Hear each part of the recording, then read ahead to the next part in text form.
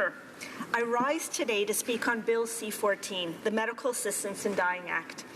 To me, it is legislation that reflects where society is today. It is the right one for where the majority of Canadians are at and provides a strong foundation from which to build. It recognizes the inherent and equal value of every life and honors the dignity and the autonomy of an eligible person to choose medical assistance in dying under well-defined rules and conditions. The introduction of this bill is big and represents a fundamental change on how we as Canadians view the right to life, liberty, and security of the person in Canada. I confess that this is not an easy issue for me to talk about, but it's an important one to the residents of Davenport, the riding I am honoured and proud to represent. Madam Speaker, we as a society do not talk very much about death. It makes us nervous. And so this Act, which creates a framework to enable access to medical assistance in dying in Canada to those who are eligible, is a particularly sensitive topic. I want to acknowledge that I have a large Catholic community in my riding, and many who believe that only God can decide when one dies, that death should be left in God's hands. On the other side, I have a number of groups within Davenport that think that the proposed legislation does not nearly go far enough. Recognizing the blessed diversity of opinion, I've invited community leaders to meet with me to discuss C-14 to hear from them their specific concerns. What I found is that I had to remind many of them that in February 2015, the Supreme Court of Canada unanimously, all 9 members, voted to strike down the sections of the criminal code that made it illegal for anyone, including a doctor, to cause the death of another person who consents to die, or to assist a person to end their own life. I reminded them that the Supreme Court proclaimed that the prohibition on physician-assisted dying infringes on the right to life, liberty, and security of the person in a manner that is not in accordance with the principles of fundamental justice. The court gave the government a certain amount of time to introduce legislation. That date is currently June 6th, which is why we are here today. And just as an aside, Madam Speaker, I just was curious to see how many times the Supreme Court actually voted unanimously, and it's actually 35 times, only 35 times since 1979. So, there was no question that medical assistance in dying would become legal in Canada. What had to be determined is what kind of legislation we were going to introduce. Madam Speaker, the Supreme Court's decision meant an important shift in our society's perception of personal autonomy. It signaled that a person's sense of dignity is intricately tied to how one perceives his or her quality of life. The decision to allow Canadians the choice of medical assistance in dying sheds light on the evolving role of our healthcare system and the role of patients in decision-making. Canadians are looking to their doctors and nurses to provide healthcare and to help them maintain their quality of life. However, when that quality is no longer attainable, Canadians want to know that their healthcare providers will also help them when their choice is a dignified end to their lives. Madam Speaker, in addition to the consultation, I've had many letters from residents in Davenport. There were those that believed that there should be no legislation at all. Others that thought that the bill proposed was not strong enough in protecting the conscious rights of doctors or in protecting the most vulnerable. And a further group who worried that the legislation does not go far enough, that we as a government have been too narrow in our interpretation of the Supreme Court decision. I will address all these concerns in the next few minutes. Let me first address those that do not believe there should be any legislation. What many may not understand is that if the Liberal government does not create a new law by June 6th of this year, it means that medical assistance in dying is legal if it is conducted in a way that adheres to the considerations outlined by the Supreme Court in its Carter ruling.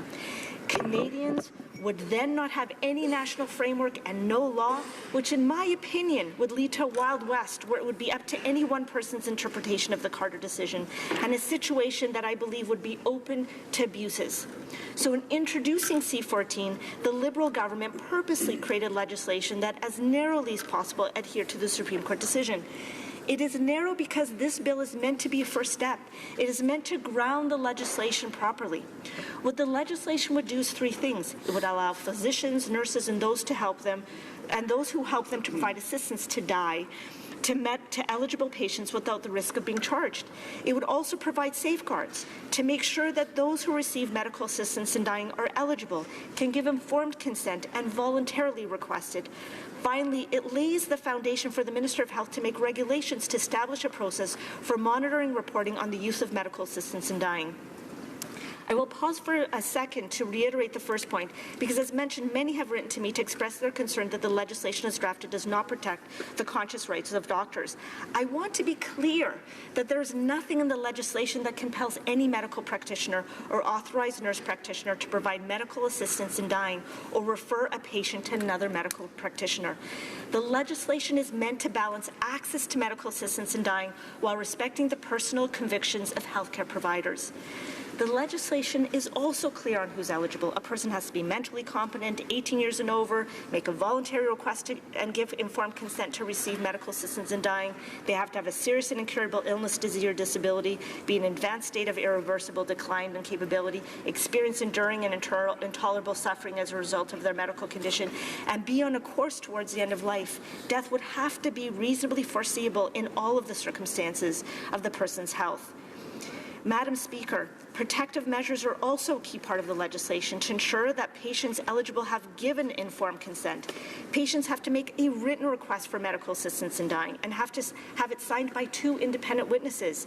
Secondly, 2 independent medical opinions have to confirm that the patient meets all the criteria. These first 2 criteria intended to ensure that the requests for medical assistance in dying are truly voluntary. They reflect the wishes of the patient and are not made as a result of external pressure or coercion. I've had too many of my constituents come up and say, Julie, my dad was in the hospital. We kind of felt forced that maybe we would want to sort of end things. And I said, this legislation does not help with that.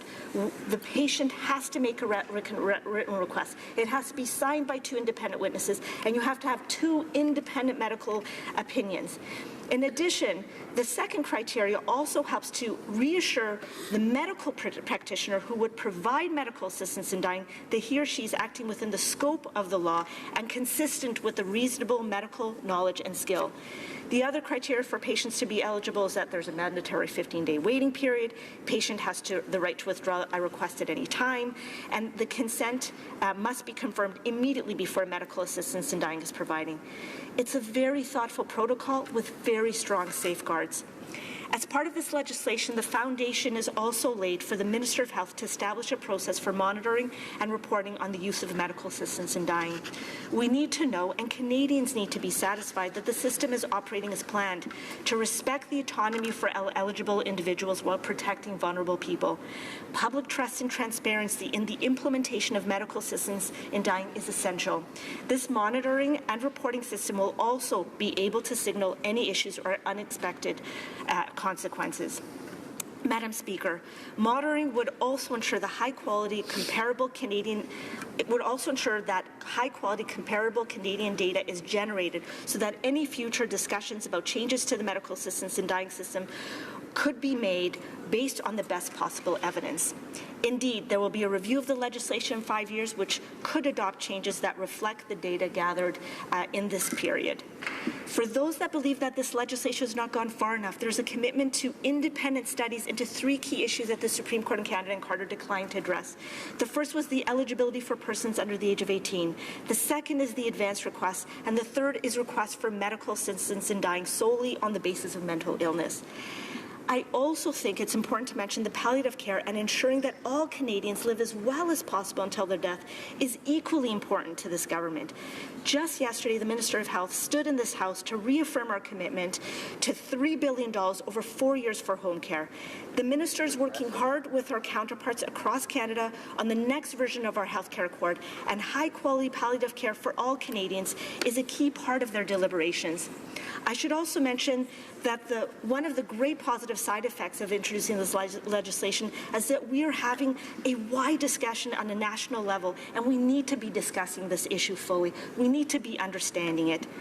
So in closing, Mr. Speaker, I want to quickly thank and commend the great work that was done by the Special Joint Committee on Medical Assistance in Dying under the great leadership of my colleague, the MP for Don Valley West, and to the Ministers of Justice and Health for their excellent work in introducing this legislation. C-14 is meant to be a legislative foundation from which we build on moving forward. It recognizes the inherent and equal value of every life, and it honors the dignity and the autonomy of an eligible person to choose medical assistance assistance in dying under well-defined rules and conditions. It is the right legislation for Canadian society today, and I will be supporting this legislation. Thank you, Madam Speaker.